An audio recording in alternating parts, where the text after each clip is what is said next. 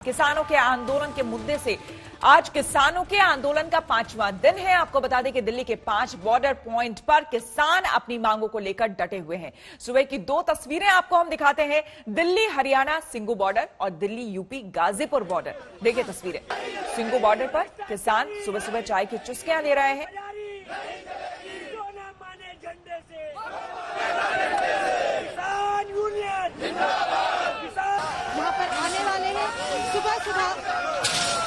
तीन तस्वीरें आपको हम सुबह सुबह की दिखा रहे हैं, सिंगू बॉर्डर की तस्वीर दिखा रहे हैं, साथ ही गाजीपुर बॉर्डर की और टिकरी बॉर्डर की तस्वीरें दिखा रहे हैं। लगभग एक सी तस्वीरें हैं। सुबह सुबह किसान उठे हैं एक जगह जहां पर चाय वाय बन रही है, और दूसरी तरफ आप देखिए कि पूरी तरह से आक्रोशित आपको यहां पर किसान नजर आएंगे। तीसरी तस्वीर टिकरी बॉर्डर पे आप देख सकते हैं कि बैरिकेड्स बाकायदा यहां पर लगे हुए हैं और पुलिस की पूरी मुस्तैदी है। इस बीच किसानों ने बुराड़ी आने का सरकार का फैसला प्रस्ताव एक तरह से कह लीजिए कि वो ठुकरा दिया है। सरकार ने 3 दिसंबर को किसानों को बातचीत के लिए बुलाया है, लेकिन किसानों का कहना है कि जो भी बातचीत होगी वो सिंगू बॉर्डर पर होगी। बड़ा सवाल ये कि अड़ने से सुलह का रास्ता कैसे निकलेगा।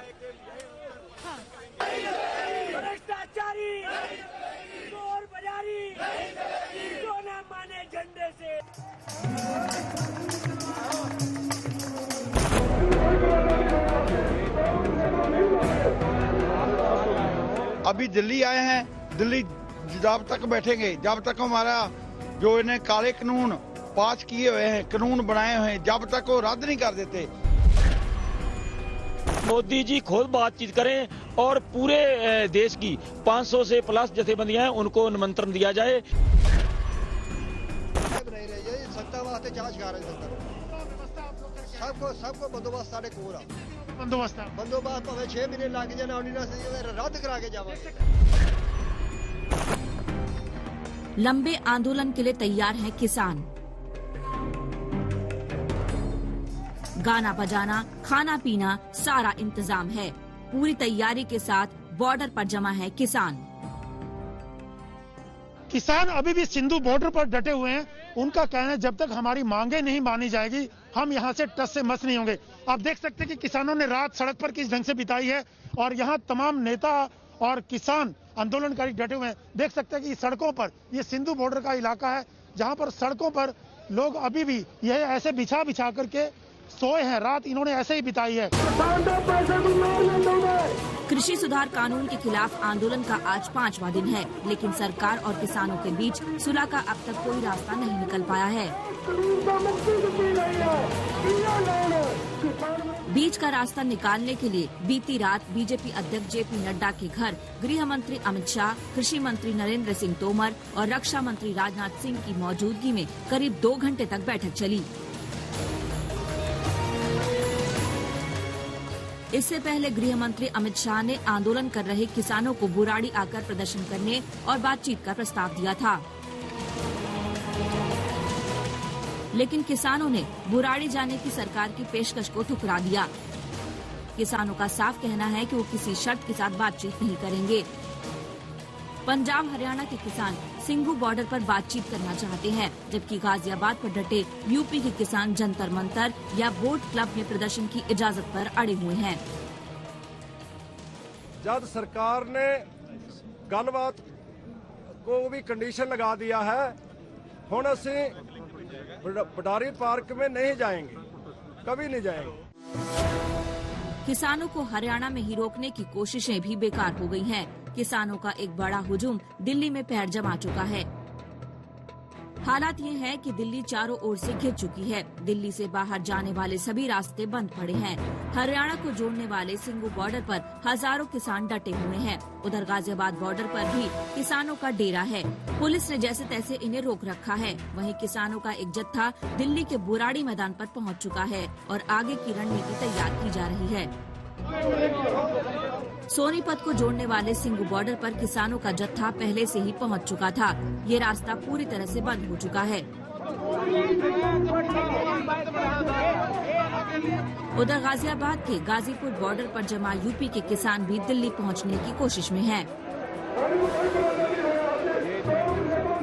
हम जाएंगे तो वोट क्लब पर जहां 34 साल पहले चौधरी महेंद्र सिंह टिकैत गए थे वहीं जाएंगे, या जंतर मंतर जाएंगे। हम बुराड़ी नहीं जाएंगे। जब तक एमएसपी पे कानून नहीं बनाया जाएगा, जब तक निरंतर यही आक्रोशित रहेगा किसान। 3 बातें एकदम साफ हैं। पहली ये कि किसान बुराड़ी में बातचीत करने को तैयार नहीं है। दूसरी ये कि किसानों के अलग अलग संगठनों में बातचीत की जगह शर्तों को लेकर अभी भी तालमेल नहीं है। और तीसरा ये कि किसान लंबी तैयारी के साथ आए हैं, यानी अगर बातचीत का रास्ता नहीं निकला तो आंदोलन लंबा चलने के पूरे आसार हैं।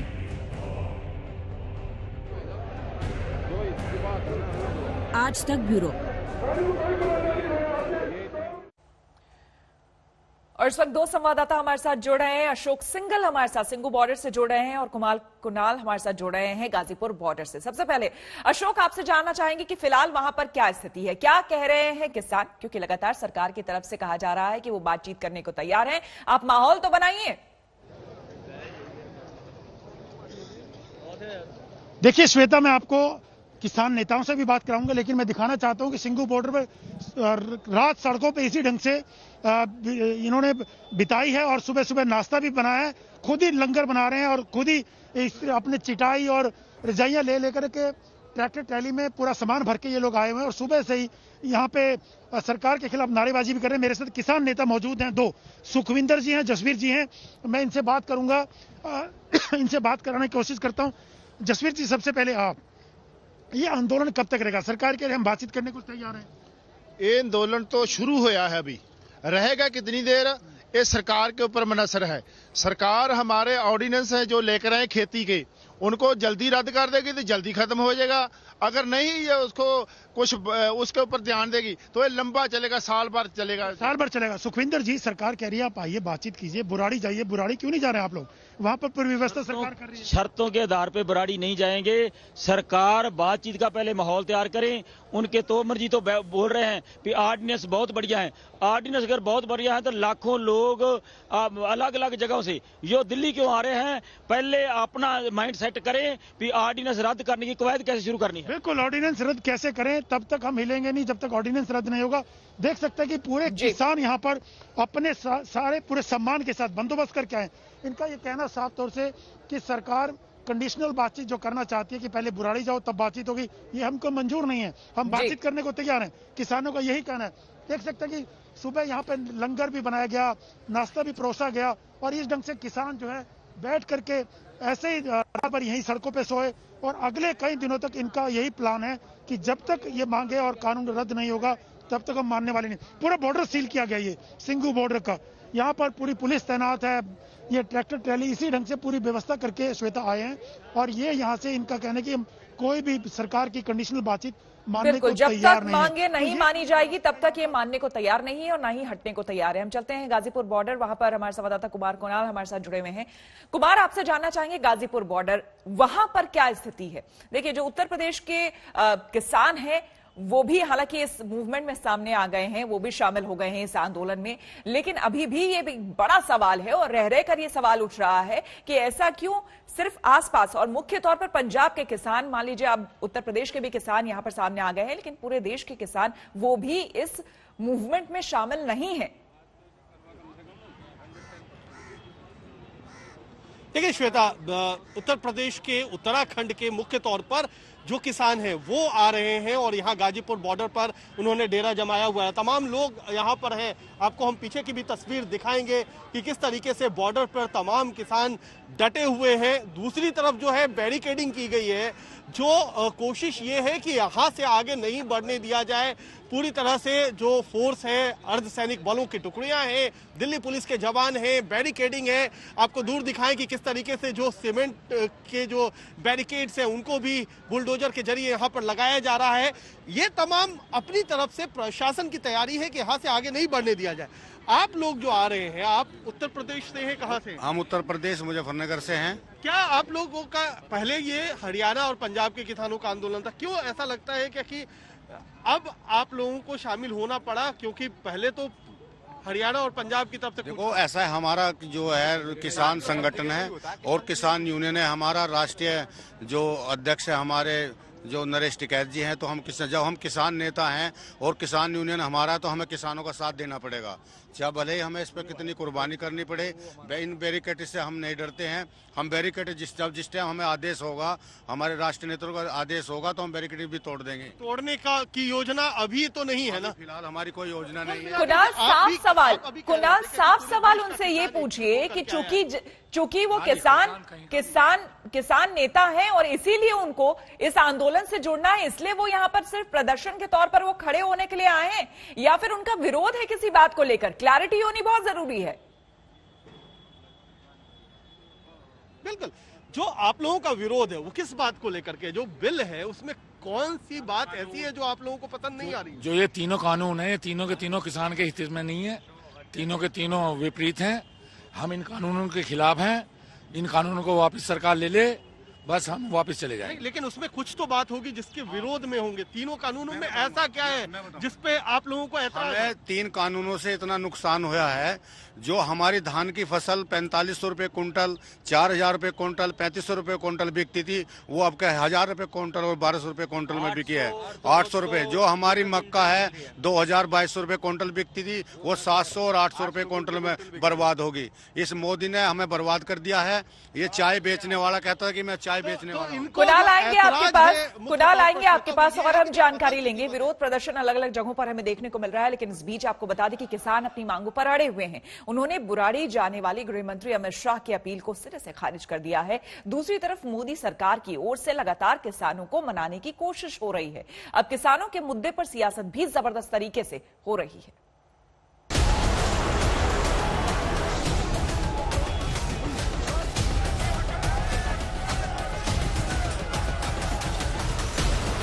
किसानों ने ठान लिया है कि वो हटेंगे नहीं, ना टस से मस होंगे। दिल्ली के बुराड़ी ग्राउंड पर जाने की गृह मंत्री अमित शाह की अपील भी किसान ठुकरा चुके हैं।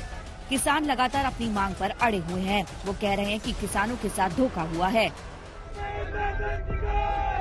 सभी जो रहने के लिए जो ट्रैक्टर ट्राली है, उनको ऐसे रूम का रूप दिया है। उनमें गद्दे लगे हैं, कपड़े हैं, खाने का सभी सामान है। हमारे साथ इतना राशन है जे 4 महीने भी हमको रोड पर बैठना पवे तो 4 महीने हमारे साथ राशन है, कोई साड़ी प्रॉब्लम नहीं है। अब आलम यह है कि गाजीपुर बॉर्डर, सिंगू बॉर्डर और टिकरी बॉर्डर पर किसानों का जमघट है। किसानों का यूं अड़ना सरकार की नींदें उड़ाने वाला है। बार बार किसानों को भरोसा दिलाया जा रहा है कि नए कृषि कानून किसानों के हित में है और अगर किसान किसी बात पर नाराज हैं तो उनकी नाराजगी बातचीत से दूर हो जाएगी। वार्ता का क्रम तो चल ही रहा है। मतलब किसी को ये सोचने की आवश्यकता नहीं कि सरकार बात करने को तैयार नहीं थी। सरकार ने मंत्री के स्तर पर बातचीत की, अधिकारियों के स्तर पर बातचीत की और अभी भी सरकार खुले मन से बातचीत करने को तैयार है। लेकिन बातचीत का माहौल किसान यूनियन ने बनाना चाहिए और उनको आंदोलन का रास्ता छोड़कर चर्चा का रास्ता अपनाना चाहिए। मैं इतना स्पष्ट कहना चाहता हूं कि तीनों बिल जो है किसान रिफॉर्म्स है, वो किसानों के भले के लिए है और बहुत समय के बाद किसान एक जकड़ी हुई व्यवस्था से बाहर आने वाला है। राजनीतिक विरोध जिनको करना है वो कर सकते हैं। सरकार किसानों को समझाने की जोर आजमाइश में है, मगर सरकार पर विपक्षियों का निशाना भी जारी है। बात यह है कि कोई भी व्यक्ति इस स्तर पर क्यों आया है, आज किसान सड़क पर इस हालत पर क्यों आया है? इसीलिए आया है क्योंकि ये सरकार केवल अडानी, अंबानी, रिलायंस इन लोगों को छोड़ के और कहीं देख नहीं पाती है, केवल पूंजीपतियों को देखती है। ये चाहती हैं कि यहाँ की पूरी जमीनें, पूरी खेती, हर किसान गुलाम बन जाए पूंजीपतियों का, और ये षड्यंत्र को किसान जो है पूरा नहीं होने देते। इधर अरविंद केजरीवाल भी सरकार को नसीहत दे रहे हैं। उन्होंने ट्वीट किया, केंद्र सरकार किसानों से तुरंत बिना शर्त बात करे। यानी किसानों के मुद्दे पर सियासत जोरदार है। देखना होगा कि आक्रोशित किसानों को सरकार कैसे शांत कराती है और कब तक शांत करा पाती है। सिंगू बॉर्डर से मौसमी सिंह, गाजीपुर बॉर्डर से अरविंद ओझा और हिमांशु मिश्रा के साथ आज तक ब्यूरो। रुक करेंगे अगली खबर का। जरा सोचिए, जब गंगा किनारे वाराणसी के 84 घाट पर करीब 15 लाख दीपों की रोशनी से जगमग होंगे तो क्या दिव्य नजारा होगा। आज देव दीपावली है और भव्य आयोजन के लिए तैयार है भगवान शंकर की नगरी काशी। आज के आयोजन की खास बात यह है कि प्रधानमंत्री मोदी देव दीपावली का पहला दिया प्रज्वलित करेंगे। हमारे संवाददाता श्वेता सिंह ने काशी से पूरी तैयारियों का खास रिपोर्ट आपके लिए खास करके भेजा है। देखिए रिपोर्ट।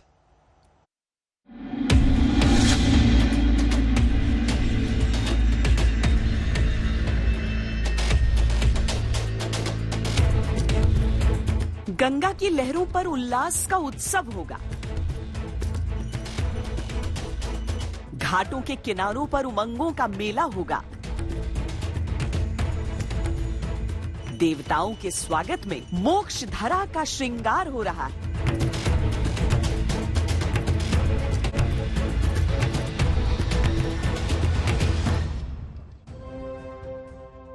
देव दीपावली वैश्विक पर्व है, लेकिन महाकाल की धरती पर इसकी छटा अलौकिक होती है। इस बार उमंगों के रंग थोड़ा ज्यादा चटक हैं, क्योंकि पहली बार प्रधानमंत्री मोदी दीपदान के लिए काशी में होंगे।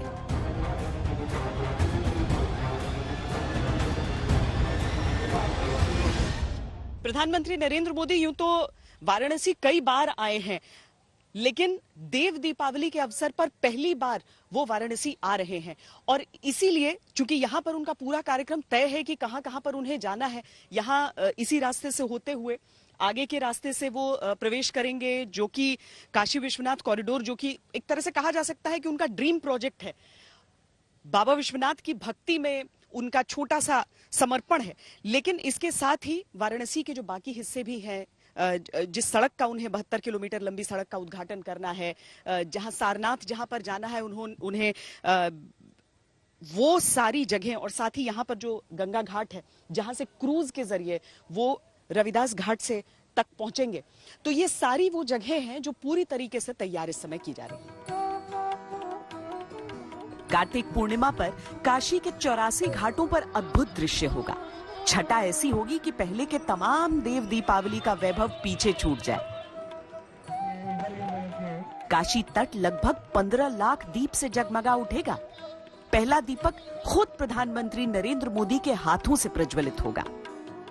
देव दीपावली का ये पर्व, जिसमें हर साल हजारों लाखों विदेशी यहां पर आते हैं, देश के लोग यहां पर आते हैं सिर्फ इस पर्व का हिस्सा बनने के लिए, क्योंकि जितने भी देवता हैं सब उस समय आते हैं काशी, इस नगरी में आते हैं, बाबा भोलेनाथ की नगरी में आते हैं। ऐसा पहली बार हो रहा है कि प्रधानमंत्री नरेंद्र मोदी यहां पर आ रहे हैं। कुमार अभिषेक और मैं आपके लिए हर खबर इसकी लाएंगे, लेकिन अभिषेक, जैसे दीपोत्सव हो गया अयोध्या के लिए, हम ये समझ सकते हैं कि देव दीपावली भी एक तरह से दूर दूर तक जिसने नहीं भी सुना था उसको कहानी पहुंचेगी। बिल्कुल, दीपोत्सव की कह सकते हैं कि एक बड़ी सफलता। 6.5 लाख दिए के बाद 15 लाख दिए जलाने की योजना है। और आप काशी के दोनों तरफ देखें, घाट के इस तरफ और घाट के उस तरफ, दोनों तरफ इतनी बड़ी तादाद में ये दिए जलाए जाएंगे। कहा जाता है कि भगवान शंकर इस दिन आए थे, देव दिवाली के दिन, और तमाम जो देवता हैं वो उतरते हैं। तो ये पहले से लोग जो धार्मिक, जो श्रद्धालु हैं, पहले से रहे हैं, लेकिन इस बार ये खास होने जा रहा है। इस मनमोहक और दिव्य दृश्य पर कौन मोहित न हो उठे। तय ये है कि पहला दीप जलाने के बाद प्रधानमंत्री गंगा में बोट के जरिए काशी के जगमग घाट को देखेंगे। वाराणसी के घाटों पर इस बार का लेजर शो लोगों के आकर्षण का केंद्र भी होगा।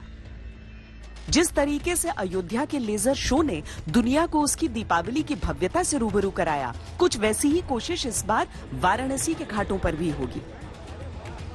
15 लाख दिए की बात है। 15 लाख, अब आप कल्पना करिए यहाँ से लेकर के पूरा जो घाट है बनारस का, ये कैसा भव्य दिखेगा, कैसा सुंदर नजारा इसका दिखेगा। न सिर्फ दिए होंगे, बल्कि इस पूरे रास्ते में लेजर लाइट शो होंगे, जहाँ के प्रधानमंत्री खुद रुक करके जो चेत सिंह किला है वहाँ खुद भी देखेंगे। प्रधानमंत्री नरेंद्र मोदी का ड्रीम प्रोजेक्ट है Kashi Vishwanath corridor. 55,000 square metre में बन रहे इस कॉरिडोर का भव्य स्वरूप अब दिखने लगा है। काशी विश्वनाथ धाम राजस्थान और मिर्जापुर के गुलाबी पत्थरों से सजने भी लगा है। तराशे गए करीब 65,000 क्यूबिक फीट गुलाबी पत्थरों की पहली खेप पहुंचने के बाद काम अब तेजी से बढ़ रहा है। ये किसी नामुमकिन को मुमकिन करने वाला दृश्य है। कॉरिडोर के रास्ते से कई घरों को हटाया गया, लेकिन जरा सोचिए, रास्ते में पड़ने वाला एक भी मंदिर अपनी जगह से नहीं हटा। हर छोटे बड़े मंदिर को सहेज लिया गया। मंदिर अपने मूल जगह पर ही खड़े हैं। तो ये वो समूचा क्षेत्र है जहाँ पर पहले घर हुआ करते थे, लेकिन जब इस कॉरिडोर के लिए इस पूरे इलाके को नियंत्रण में लिया गया और घरों को यहाँ से हटाया गया, तोड़ा गया, तो देखिए इस तरीके से ये सारे मंदिर यहाँ पर छोटे छोटे बाहर निकले। जो लोग यहाँ पर हैं वो बताते हैं कि इन्हीं के साथ जुड़ी हुई घर की बाकी व्यवस्था, यानी कि शौचालय, बेडरूम, ये सारी चीजें हुआ करती थी। अब जिन मंदिरों का, इसमें जो ऐसे मंदिर यहाँ पर हैं जिनके शिखर आपको साबुत दिख रहे हैं, उन सभी मंदिरों को इस कॉरिडोर का हिस्सा रखा गया है। आप मेरे पीछे देखिए, वहां पर आपको एक छोटा सा प्राचीन हनुमान मंदिर दिख जाएगा। ये बताया जाता है कि तुलसीदास जी ने जब विनय पत्रिका की रचना की थी तो यहीं पर बैठ के की थी, यहीं पर बैठ के वो की थी। और एक एक ढांचा देखिए, अब हर एक चीज को, हमारी इतिहास, हमारी परंपरा, आध्यात्म, सबसे जोड़ते हुए सबको कॉरिडोर में साबुत इसी हिसाब से रखा जाएगा। ये किसी सपने के सच होने जैसा है। इतिहास और समय स्वयं को दोहरा रहे हैं और इस बदलते दौर के हम और आप सब साक्षी हैं। कुमार अभिषेक और कैमरा पर्सन हितेश कुमार के साथ श्वेता सिंह, वाराणसी, आज तक। प्रचार खत्म होने के बाद ओवैसी भी आए और उन्होंने दावा किया कि बीजेपी जोर चाहे जितना भी लगा ले, जीत उन्हीं की होगी। नवाब और निजाम कल्चर को खत्म करेंगे, सीधा निशाना आप पर था, आपके परिवार पर। मैडम, मैं कौन सा नवाब हूं, मैं कौन सा निजाम हूं? ना तो मेरा दूर दूर तक निजाम की फैमिली से कोई ताल्लुक नहीं है। अगर आप तारीख में चले जाएंगे तो मेरे पूर्वजों ने निजाम से मुलाकात इसलिए नहीं की क्योंकि निजाम को मिलने के लिए एक सोने की अशरफी नजराना देना पड़ता था। तो मेरे बुजुर्गों ने कहा कि हम हरगिज नहीं देंगे, मुलाकात ही नहीं की, हमारा ताल्लुक ही नहीं है उनसे।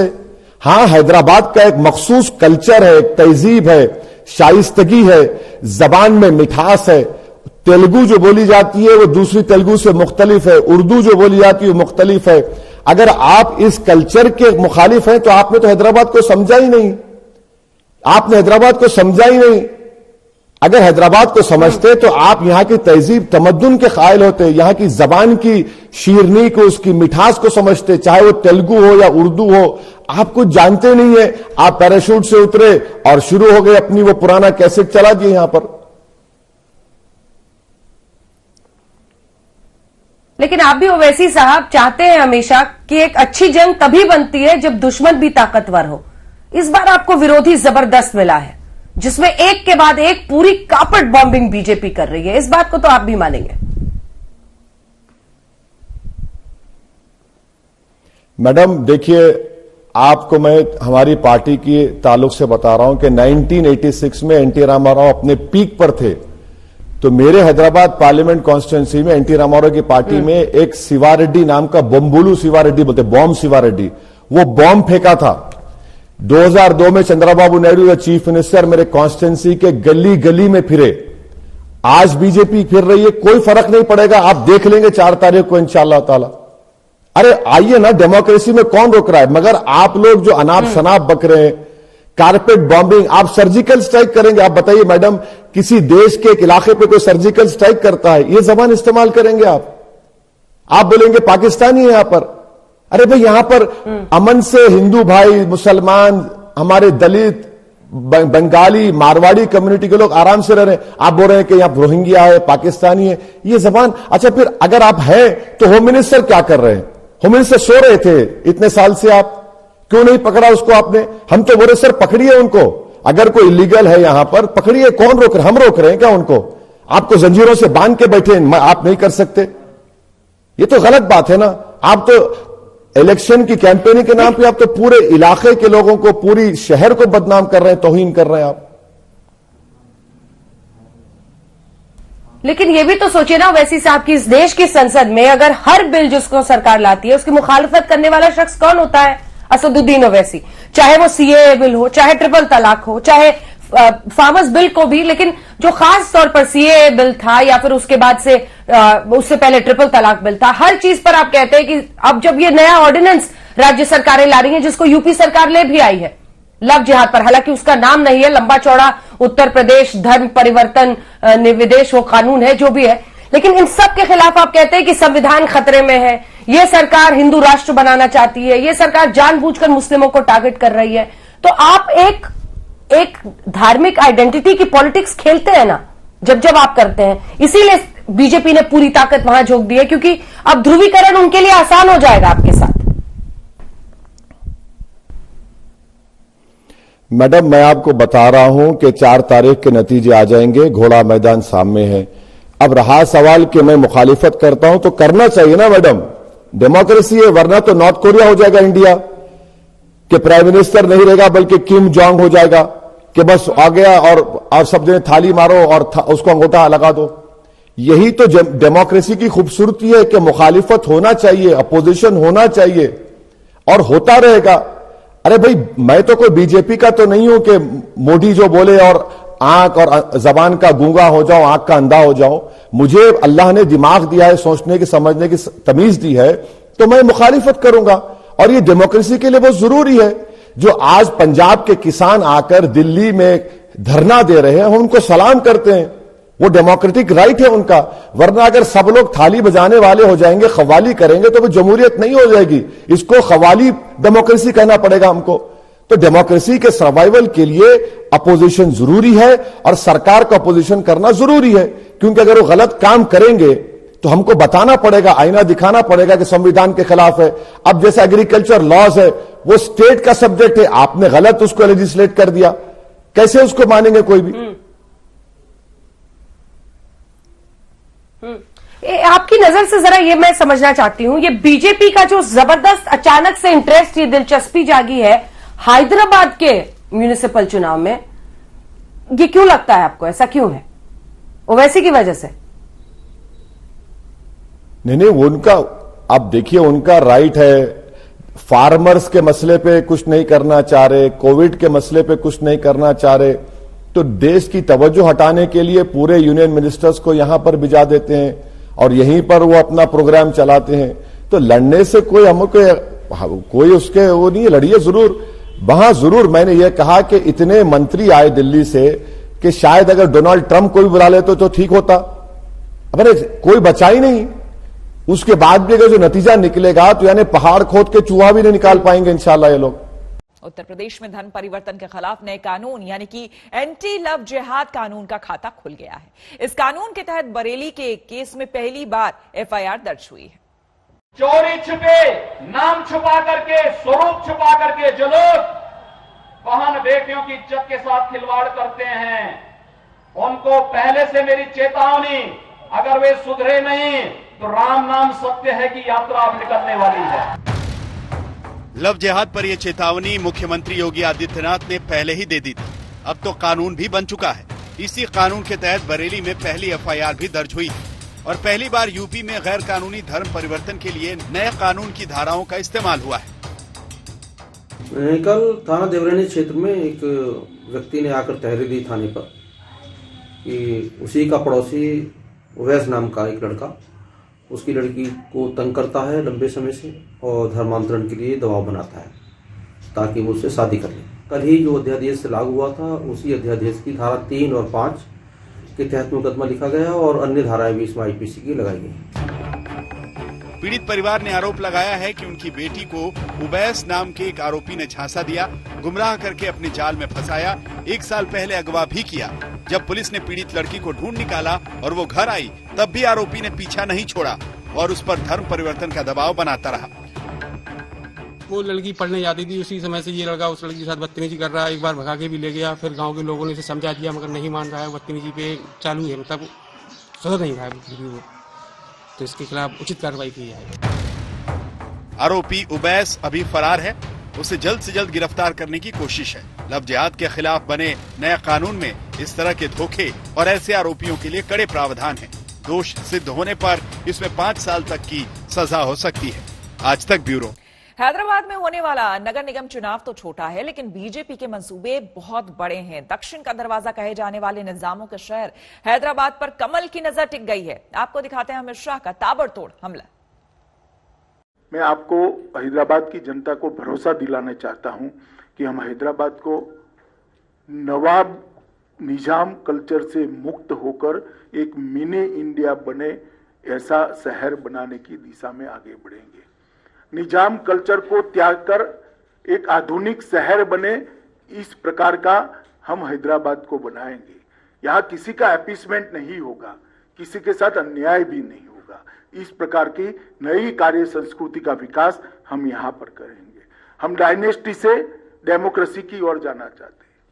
चाहे ओवैसी साहब की पार्टी हो, चाहे टीआरएस की पार्टी हो, हमें तो बहुत सवाल करती हैं, मगर मैं पूछना चाहता हूं कि इतने बड़े तेलंगाना में आपके परिवार के अलावे आपको कोई नहीं मिलता है जी? आपके बाद आपका परिवार ही क्यों आता रहता है और किसी में टैलेंट ही नहीं है? हम डायनेस्टी से डेमोक्रेसी की ओर देश के लोकतंत्र को ले जाना चाहते हैं, हैदराबाद और तेलंगाना को ले जाना, भ्रष्टाचार से पारदर्शिता की ओर ले जाना चाहते हैं। भ्रष्टाचार सारी सीमाएं लांघ गया। अपने अपने रहन सहन को देख लीजिए तो आपको मालूम पड़ेगा कि किस प्रकार का भ्रष्टाचार तेलंगाना की जनता ने सहन किया है। तुष्टीकरण से हम सम विकास की ओर जाना चाहते हैं। किसी का अपीसमेंट नहीं करेंगे, सबको बरोबर मौके मिलेंगे। और हैदराबाद की जनता का बहुत बड़ा हिस्सा जो अपमानित महसूस करता है अपने आप को, उनको हम भरोसा दिलाना चाहता है किसी की भी हिम्मत नहीं होगी आपको दोयम दर्जे के नागरिक बताने की। इस प्रकार का सम विकास का हम वातावरण करेंगे। जब हैदराबाद की जनता इतनी बड़ी मुसीबत में थी, तब मुख्यमंत्री कहां थे? ओवैसी कहां थे? हैदराबाद की जनता के मन में ये बहुत बड़ा सवाल है जिसका जवाब उनको देना पड़ेगा। मित्रों, हम वादा करते हैं कि गुड गवर्नेंस को हम हैदराबाद के अंदर जमीन पर उतारेंगे और हैदराबाद को विश्व का आईटी हब बनाने की दिशा में सभी अनुरूप कदम उठाए जाएंगे। मुझे कहने में कोई संकोच नहीं है कि जिस प्रकार का कॉरपोरेशन यहां टीआरएस और मजलिस के नेतृत्व में चला है, वो हैदराबाद को आईटी हब बनने के लिए, विश्व का आईटी हब बनने के सबसे बड़ा रोड़ा है। अभी ही बारिश में पानी भर गया, लगभग 7 लाख लोगों के घर में परेशान हो गए, पानी भर गया। 6 साल से स्टॉर्म वाटर की एक भी लाइन, इसका सिल्टिंग नहीं हटाया गया, नालों का सिल्टिंग नहीं हटाया गया। पानी नहीं भरेगा तो क्या होगा? मजलिस साथीदार है, मजलिस के इशारों पर अवैध कंस्ट्रक्शन चलते हैं, अपीसमेंट होता है। इसके कारण पानी की निकासी के मार्ग के अंदर अवैध कंस्ट्रक्शन जो हुए हैं, उसने भी पानी भरने में, जमाव होने में बहुत बड़ी भूमिका निभाई है। इतनी हिम्मत क्यों नहीं है कि मजलिस के साथ खुलेआम सीट शेयरिंग कर लड़े? एक कमरे के अंदर इलू इलू कर आप सीटें बांटते हो।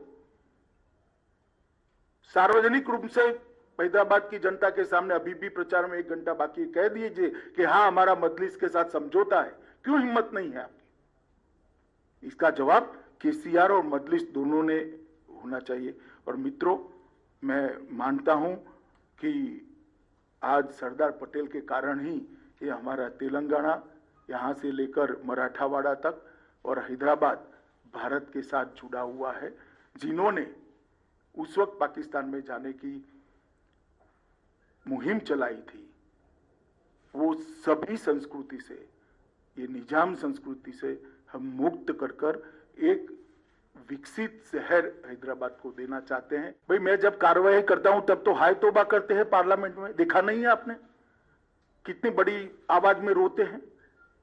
और एक बार लिख कर मुझे दे दे, बांग्लादेशी और रोहिंग्या को निकालना है, बाद में मैं करता हूं, जरा लिख कर देने के लिए बोल दीजिए उनको। सिर्फ चुनाव में बात करने से नहीं होता है, जब निकालने के लिए पार्लियामेंट में बहस होती है, कौन इनका पक्ष लेता है? देश की जनता जानती है, सबने लाइव टेलीविजन पर देखा है।